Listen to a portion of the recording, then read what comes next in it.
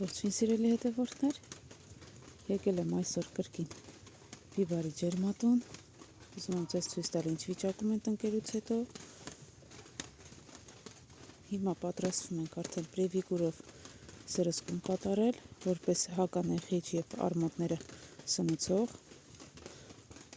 այսպես ջերմատունը շատ լավ վիճակում է, բույսերը լավ են իրենց զգում, արդեն կպել են, զգացվում է, թե տերևների վրա է զգացվում, թե աճի վրա զգացվում է, որ արդեն բույսերը կպել են։ Ինչպես ասում էի, ջեռուցվում է, այս մի հատվածում էլ բիբարների մեջ ուղղակի ամաններով պոմիդորներ են դրված, առաջիկայում հաջորդ ջերմատան մյուս հատվածում կտնկվի, առայժմ այստեղ է։ Մի քիչ կմեծանան, հետո կտնկվի արդեն ջերմատանը։ Այս հատվածում,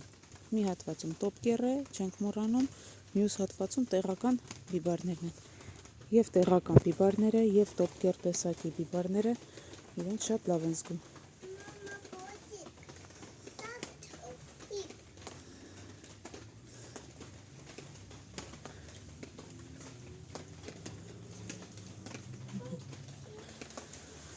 Սրանք էլ տոպկեռ տեսակի բիբարներն են։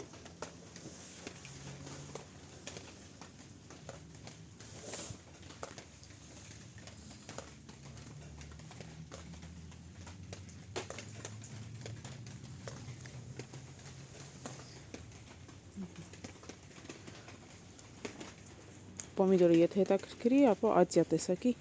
պոմիդոր է։ Պարզապես փոքր են, դեռ պիտի աճեն, մի քիչ կմեծանան, նոր կտնկվի հողը։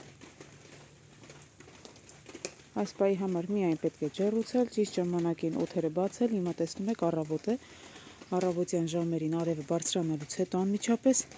բացում եք օդերը, որպեսզի սնկային հիվանդություններ չառաջանան, ջերմությունը ճիշտ կարգավորվի, խոնավությունը ճիշտ կարգավորվի։ Ինչպես տեսնում եք, այսպես այս հատվածը բացելով գնացել ենք։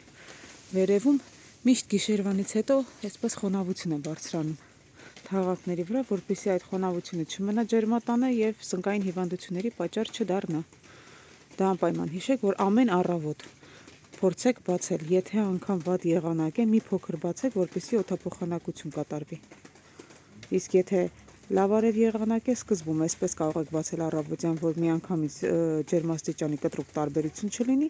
եւ արդեն 1-2 ժամ հետո, երբ որ արևը կենտրոնում կլինի, կբացեք ամբողջությամբ։ Սա շատ կարևոր է, որ այս խոնավությունը չմնա ջերմատանը։